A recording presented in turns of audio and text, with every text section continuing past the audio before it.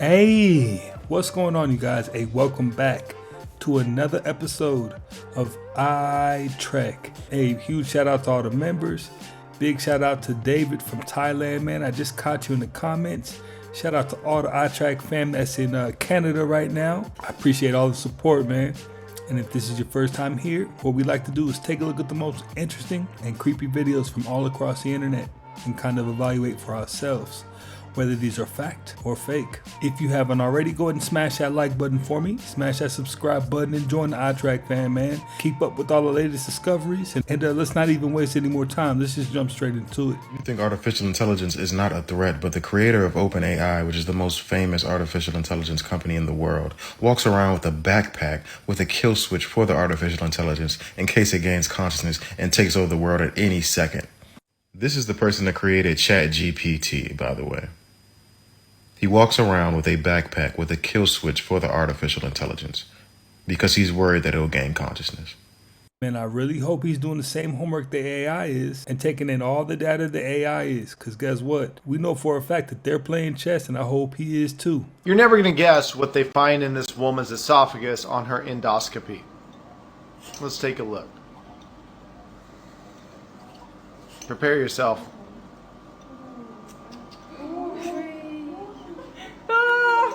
Yep, that's a whole ass snake they just pulled out of her mouth. You see, she fell asleep in a riverbed and she's a mouth sleeper and it slivered its way in. Note to self, never sleep with mouth open in the wild. Never. This is the scary moment a truck driver was inches away from death after a massive bridge collapsed due to a landslide. The driver could be seen dangling over the edge of the road inside his cabin. The bridge in China collapsed after intense rain and landslides in the region. The man filming can be heard telling the driver that he can't get any mobile signal, but to hold on until he can find help.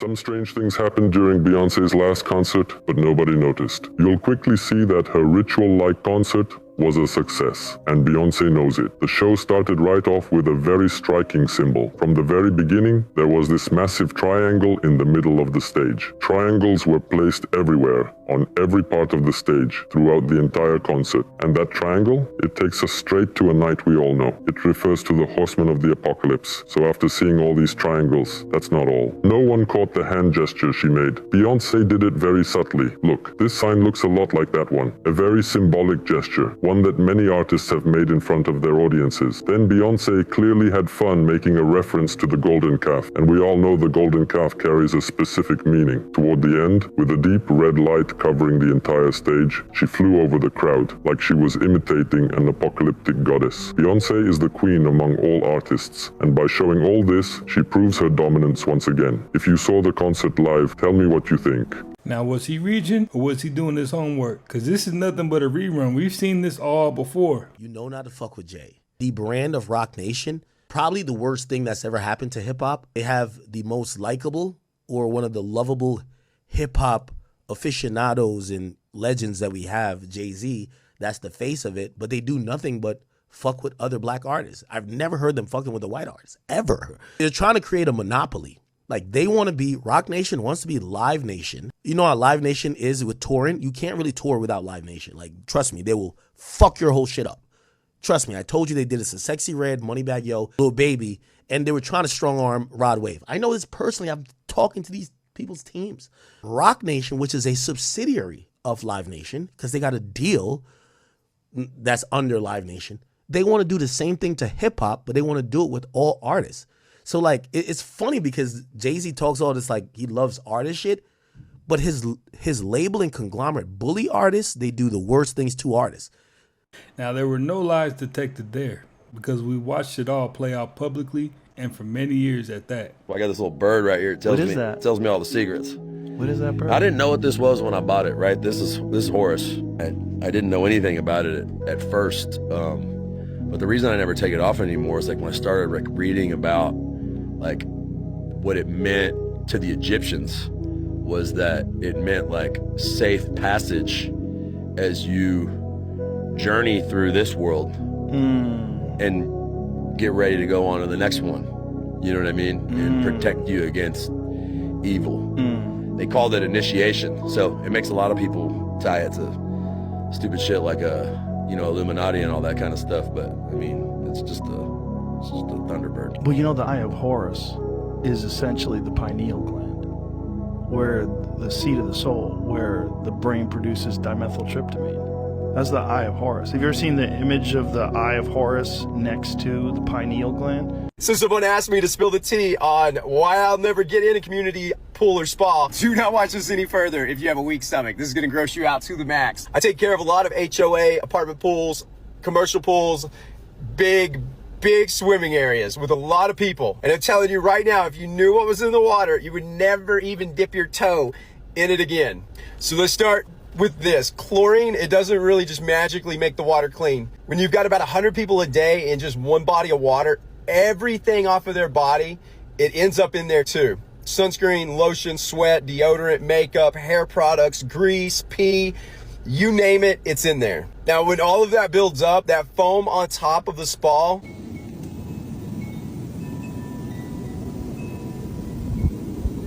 that's not just like bubbles that are created because the water's churning really fast. That's actually chemical soup of body oils, pee, detergent, and just filth. And for mucus discharge. Yeah, so chlorine actually opens up your pores and your sinuses, which means every person in there is literally leaking from their nose, their mouth, and the pores on their body. So that like water, whether it be in the spa or the pool, it's full of boogers, snot, phlegm, mouth spit. If you're sitting in a spa or in a pool and you open your mouth even once, you're basically tasting that mixture. And I know people don't like to think about it, but that's the 100% truth on this.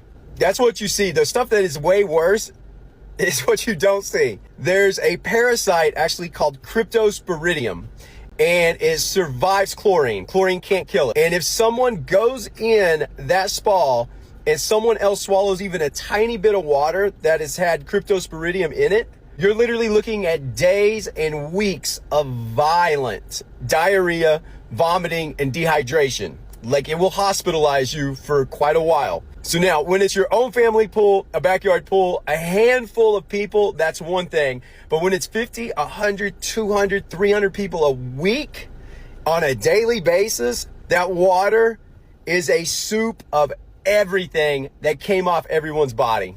Now, I'll clean it, I'll shock it, but I'm not swimming in it. Ugh. And now you know why. I'll never, ever get in a public spa or pool. Hey, now there goes some food for thought that we all kind of knew, but now we know.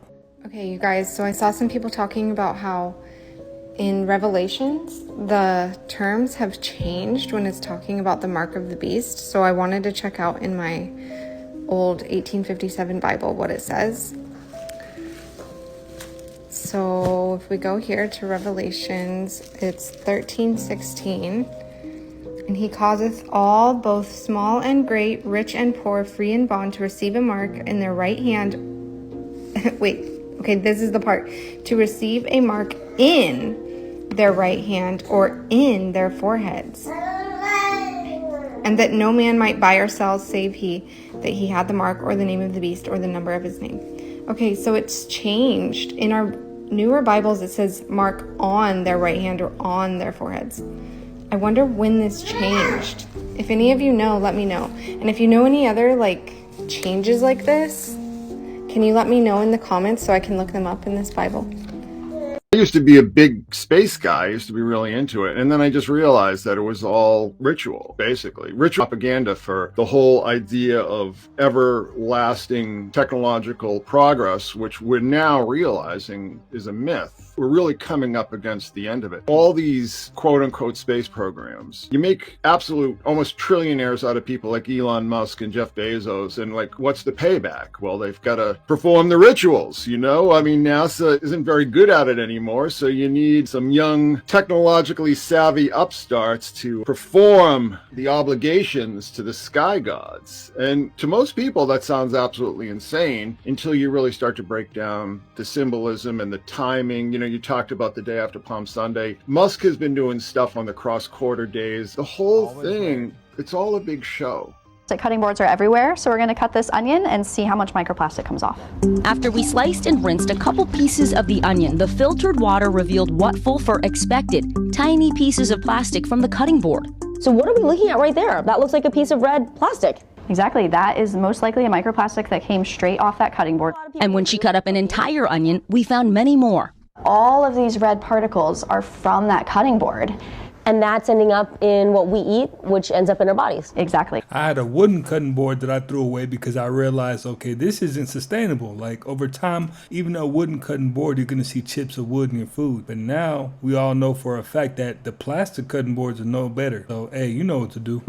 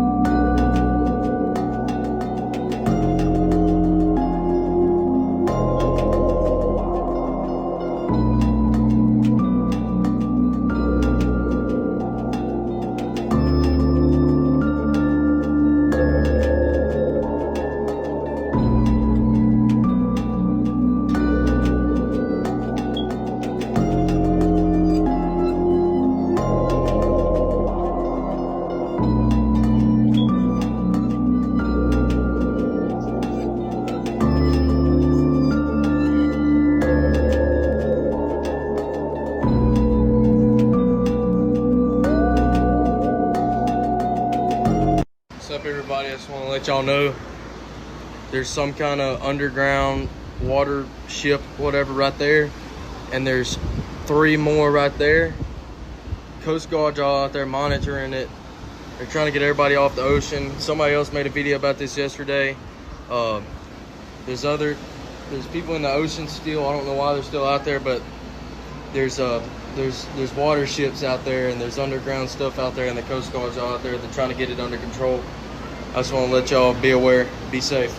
I might have to call Cap on that. I mean, how does he know? And the rest of the people on the beach are acting like they don't know. Nobody's moving fast enough. I might have to call Cap on that. Let me know what you think, though. This is going to change all of our lives forever. Listen to this. Chinese scientists have figured out a way to download us, into a hard drive. All your thoughts, memories, and experiences, everything that you are and have ever thought about can be downloaded into a hard drive. I mean, it's massive. Look, it's the size of a fucking car. 1 million terabytes. They've created an interface that somehow talks to your brain. It takes 24 hours in this pod. You are in this pod to download. And the best part is China's largest tech company, Shaoxing, have got involved. And now you can buy what you've downloaded for £15,000. And they think that in the future, you're going to be able to upload this information to a donor. So that person then becomes you, or at least a version of you, and that basically that will have all your thoughts and memories but won't actually be you. So potentially you can be passed on, a version of you can be passed on to a donor, thus a version of you living forever. How fucking mad is that? Hey, I might have to do a hard pass on that. It sounds like he's saying your personality traits, all your unique traits that you have are going to be downloaded, but your soul, your spirit, hey, those aren't going to be involved. So I'm definitely going to have to make a hard pass on that. But is that something you'd be into? Let me know. People start seeing dead relatives around 3 weeks before death. So as a hospice nurse, like clinically, it's just something that I see all the time. People will say, it's ICU psychosis, it's delirium, it's the medications. I know that is not true because I've been a hospice nurse and an ICU nurse. I've seen someone who is delirious or hallucinations because of a disease process. Those things I can tell you with 100% certainty are not happening with visioning. Visioning is like you and I sitting here and me suddenly seeing my dead uncle, Jack, who I haven't seen since he died, and he's telling me that I'm going to be okay and he's going to come get me. Is it always someone that's dead? Yes. This is so common that it's literally in hospice textbooks. Over 80%. 80%. Over 80% of people. As a new hospice nurse, I remember thinking, how irresponsible of us as healthcare providers to give someone a book that says your loved one may start seeing the unseen and talking to dead people. And then after a couple years, it's like, oh yeah, I totally see why. As they are near death, there's some sort of amplified awareness that they are tuning into. And it doesn't matter if they're religious or not. And in fact, many people will say, I've never been religious. I don't even know if I believe in this stuff, but this is what's happening to me. And they said that it's like they're in a different world, a different realm, even though they're still here. It feels like time standing still. It feels expansive. So this woman reaches up and goes, oh, Bob, I've missed you. And the daughter, it gives me chills right now. The daughter was like, Bob was my dad. You know, her husband, he died 5 years earlier. And she was up there, she was smiling, going, Bob, I missed you. And then she put her arms down and started crying and then said, I'll see you soon. And then died shortly after. And then, of course, the daughter's telling me the story. And she just lost her mom. But it's also like, I'm so grateful, she said. Like, I'm so grateful. Like, my mom literally saw my dead dad before she died, cried because she missed him so much, and then said she was coming to see him soon. And then what's crazy is I hear stories like this all the time, where it's like almost second place. Like it's easy to forget them. But I mean, it doesn't really get old either. Hey, you know what? My grandmother had a similar story, a very similar story. She died at a very, very old age. She lived a very long life, but towards the end of it, there were, periods in time where she would say she would see things.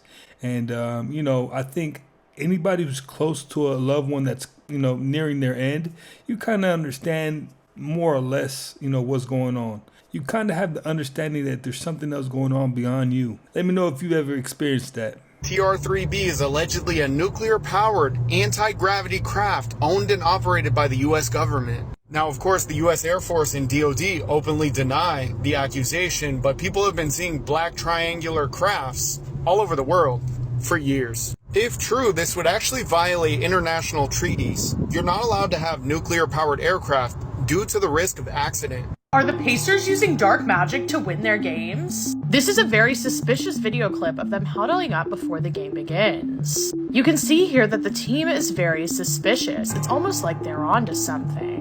The famous video clip also features 8 players in a huddle. And this is not the only time that number 8 makes an appearance. So Halliburton, the same person with the creepy eyes from the previous video, passes the ball to number 8. He had also pulled off this insanely difficult move right before halftime. And according to basketball fans, this was a move that only like NBA legends can pull off. They believe that he pulled this off because he was possessed. But maybe he's just a legend. I know nothing about basketball. This is just a theory you guys asked me to cover. I also found this video from another creator talking about them huddling up. I think I'm trolling. I've been saying this. Tyrese Halliburton is talking. Look at Obi talking. What he's saying? He taps him. Dark magic. Every time the Pacers do something great, like score at the last second, they dribble the ball exactly 8 times. Multiple games, they dribble exactly 8 times, and then something magical happens. It's like they're sending out a secret message through the basketball. Is this purely a coincidence, or do you think there's something spooky going on? Let me know. This AI can literally visualize your dreams, and the wildest part is you can actually build it yourself. It's called Dream Recorder by a company called Modem, and it's a device that captures your dreams and plays them back as cinematic video clips. Here's how it works. You wake up, you tell it what you dreamed, and then the AI brings that memory to life like you're watching a Netflix show directed by your subconscious. And the craziest part is the whole thing is open source, so you can build it yourself with their free guide.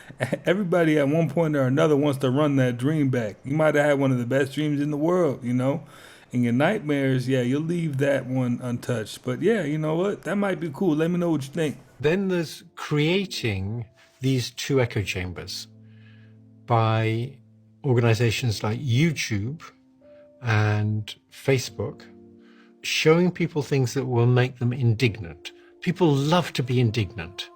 Indignant as in angry? What does indignant mean? Feeling I'm sort of angry but feeling righteous. Okay. So, for example, if you were to show me something that said, Trump did this crazy thing, here's a video of Trump doing this completely crazy thing, I would immediately click on it. Yeah. Okay, so putting us in echo chambers and dividing us. Yes, and that's the policy that YouTube and Facebook and others use for deciding what to show you next is causing that. If they had a policy of showing you balanced things, they wouldn't get so many clicks and they wouldn't be able to sell so many advertisements. And so it's basically the profit motive is saying, show them whatever will make them click. And what will make them click is things that are more and more extreme. And that confirm my existing bias. That confirm my existing bias. So you're getting your biases confirmed all the time. I mean, I partly agree with that, but then I like to think that people go where they feel most comfortable, you know? So it depends on what they're looking at and how they feel that day is where they might end up. I mean, there was a point in time where, you know, people were stuck on World Star Hip Hop because it was showing the wildest stuff. But over time, either you get desensitized to it or it's just kind of not your thing. You know, you might grow out of it. So, you know, I'm half and half with his opinion on that. But let me know what you think. Fear disasters, but death hides in the day we celebrate.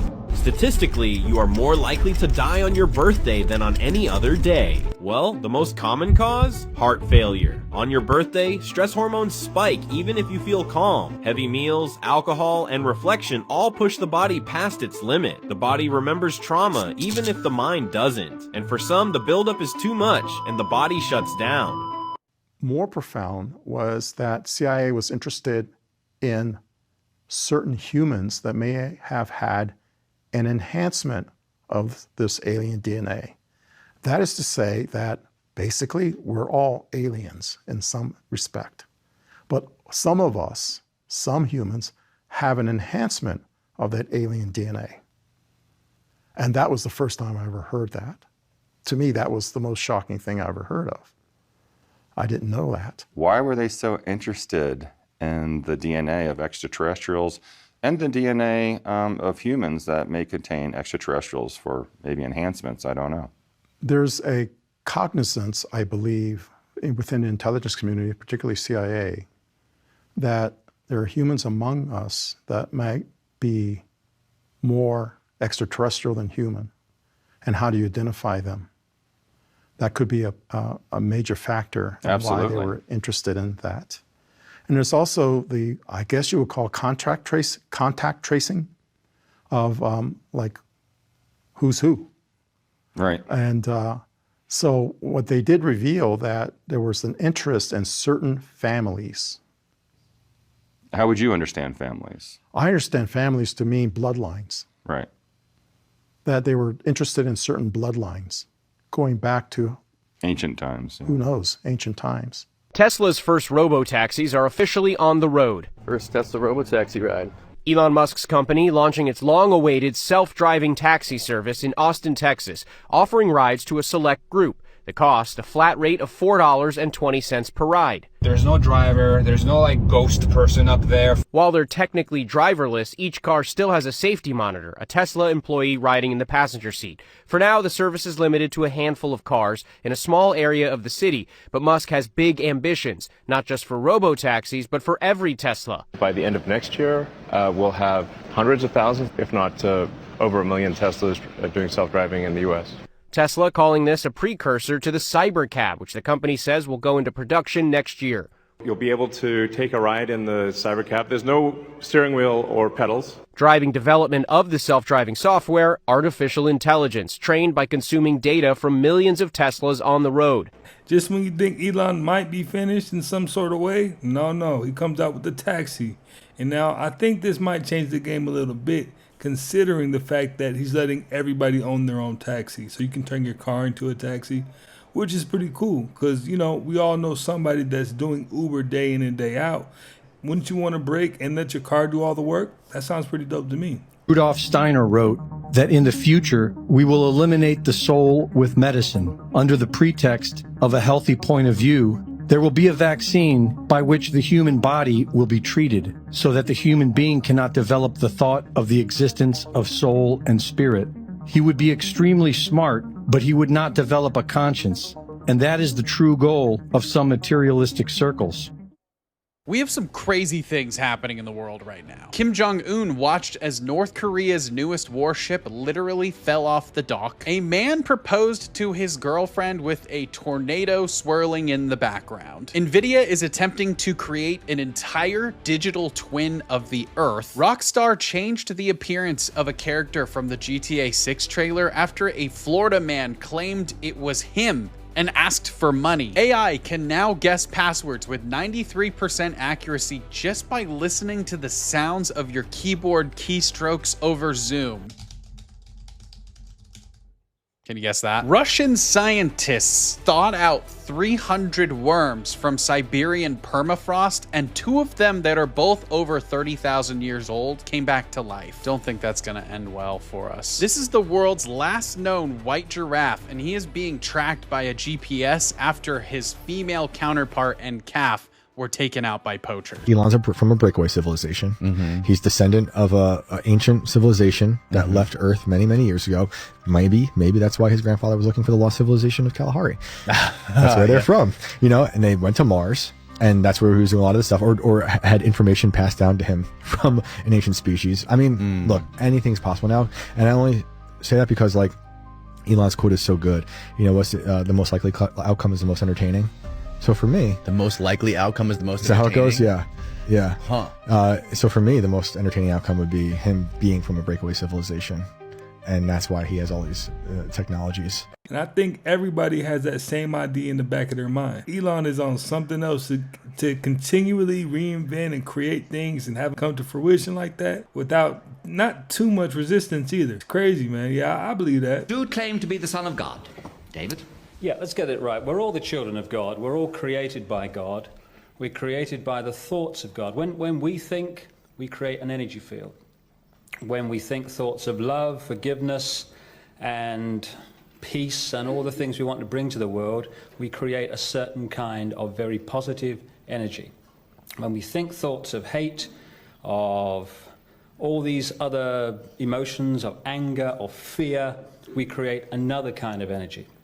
A very destructive one, which, if it's in big enough quantities, destroys the very life force of creation. North Korea launches 1 missile at us. We're going to launch 82 in response. There's a policy in the United States called launch on warning. The president must make a counterattack decision before those nukes land. A strike with a 1 megaton thermonuclear weapon against Washington, D.C., it kills 2 million people, Sean. 82 nuclear weapons could possibly obliterate their nuclear command and control. Do you have any idea how many nuclear weapons we have? On ready for launch status, meaning they can be launched in seconds from the president's order. We have 1,770. Russia has 1,674. That says nothing about the thousands more in storage. So we have approximately 5,000 each. Guess what the number was at the all-time high, which was in 1986? 10,000. 70,000. Science now says that reincarnation might not just be fiction. After 50 years of data and thousands of case studies,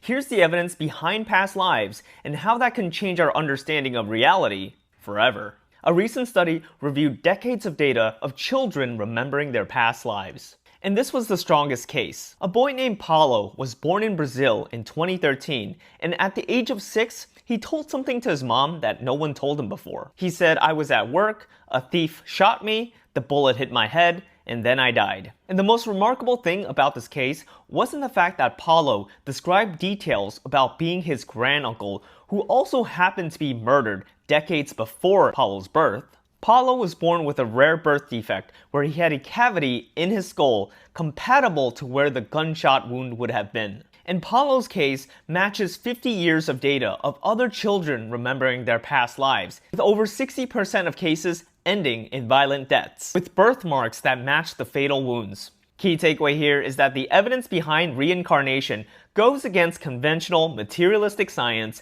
and adds to the argument that consciousness goes beyond our body. What's that, Dad?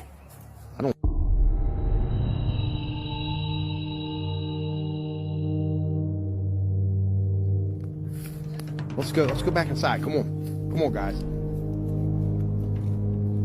In the distance, what appears to be some kind of strange creature can be seen jumping up a tree. It's at this point that the dad orders his kids to follow him back inside their house, to which they thankfully listen. Nobody knows for sure what exactly that creature was, but it's just a good thing the family was able to get to safety inside their house before they were able to figure out for themselves.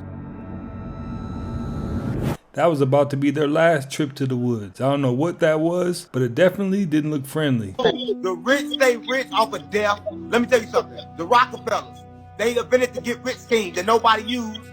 It's called whole life insurance policy. So what you do is you tap everything to a whole life insurance policy, all your businesses, all your assets, everything, and you borrow money up to that. And your policy is 20 million. And say when you die, you get 20 million in there. So your family get 20 million. Right? And then all your assets in there, you don't have to pay taxes on. It's only gonna be the taxes at the time that you got it. It ain't gonna go through the whole tax thing. That's how Donald Trump kept all his property. That's why they say he don't pay taxes.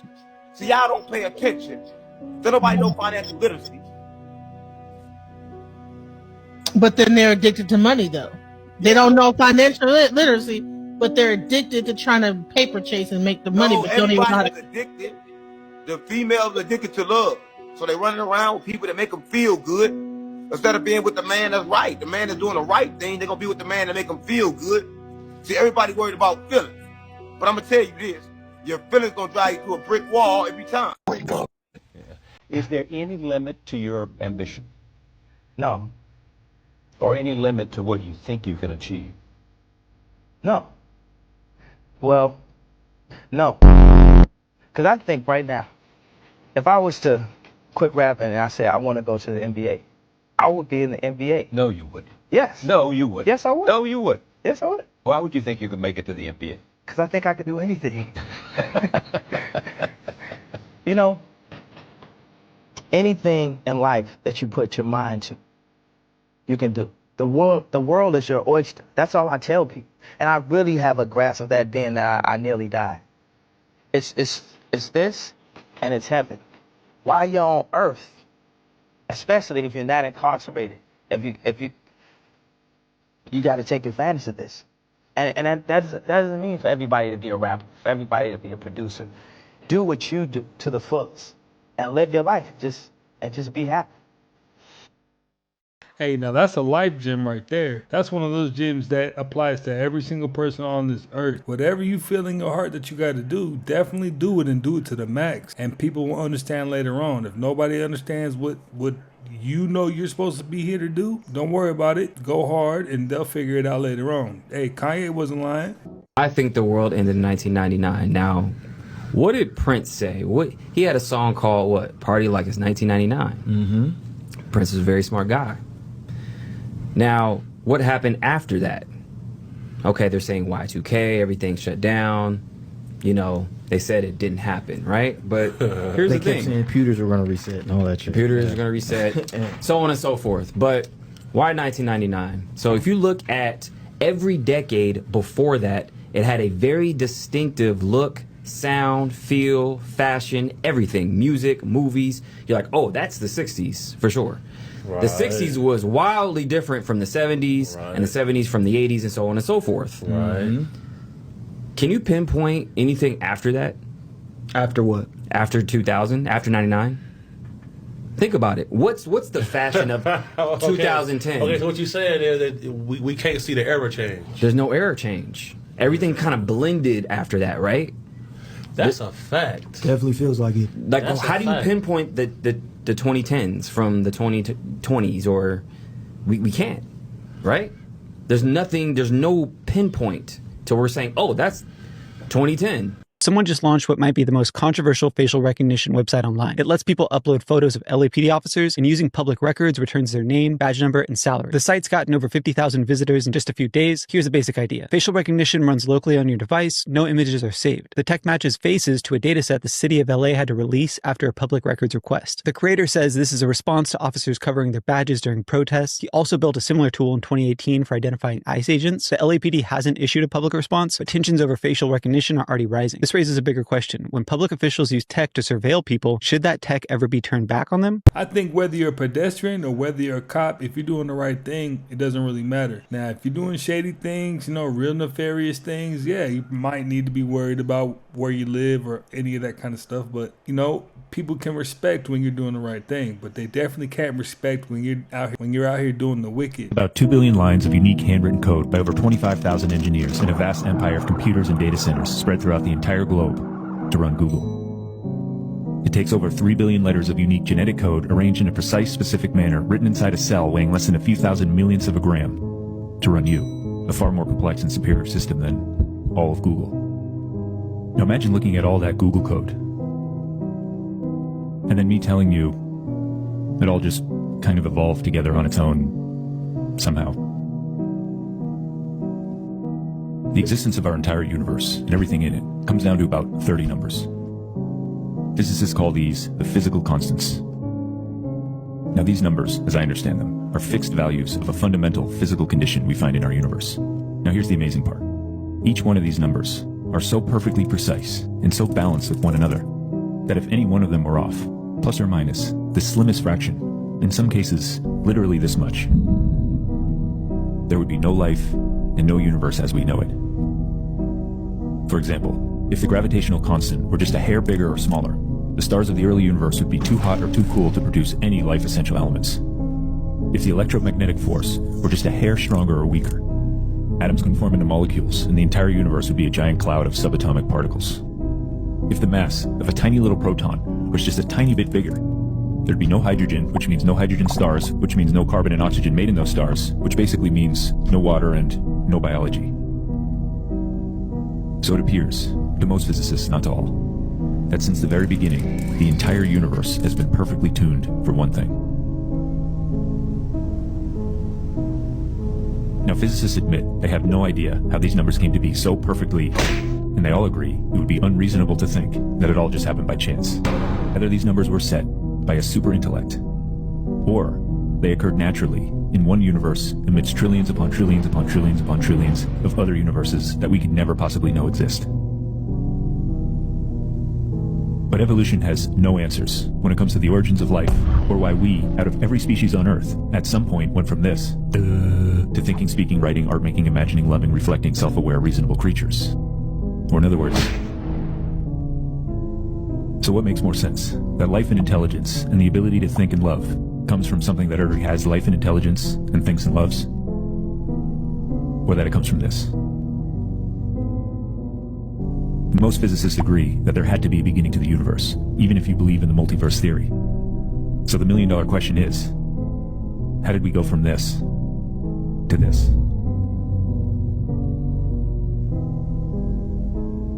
Absolutely, unequivocally has to be God. I mean, for me, there's no other answer. No other way all this comes together but God. Pure facts. The single drop of this clear liquid could change your life forever. Not immediately, but so inevitably that doctors can only watch as your brain slowly disintegrates.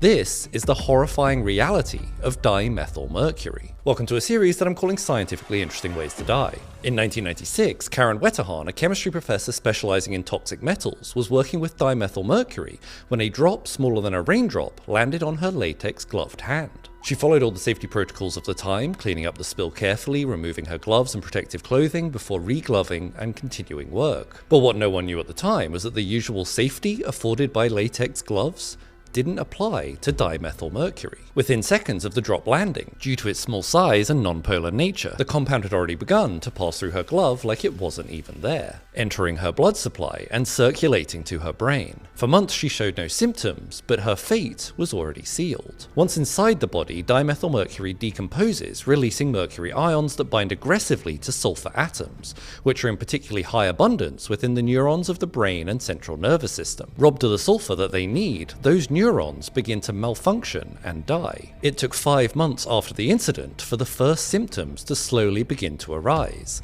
Slight difficulty with balance, a misstep or slurred or lost word. Rushed in for tests, a toxicology report revealed her blood mercury levels were 4,000 times above the normal, high enough to literally fix brain tissue like a laboratory preservative. Aggressive chelation was immediately started in an attempt to remove the mercury, but the damage was already done. Within weeks, Wetahan had lost the ability to walk, speak, hear, and see. After months in the hospital, as her husband was sitting by her side, he observed a single tear roll down her cheek. But doctors said this was likely reflex, not recognition. By then, her cortex was almost entirely unresponsive, trapped in her body as her mind slowly dissolved, dismantled piece by a single drop of the very element she studied. Almost exactly 10 months after her initial exposure, she slipped into a coma and was removed from life support. Her devastating fate triggered sweeping changes in lab safety protocols. Wetahan's story standing as an important reminder that breaking new barriers isn't always a good thing. If you like science but will never look at gloves the same way, follow for more. You want to talk about new fear unlocked?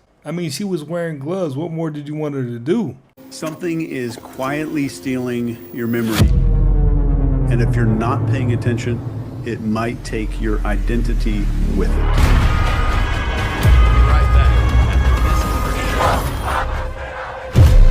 This isn't a crisis that you're going to see on the news. It's just a slow fade.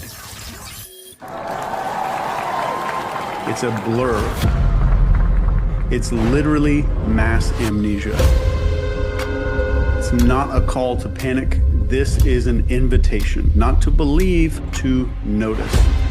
If your mind's been foggy, if you felt off, unfocused, or not quite you, you are not alone.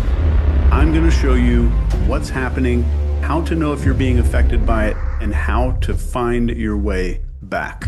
Let's pull back the curtain on what's been quietly reshaping your inner world without your permission.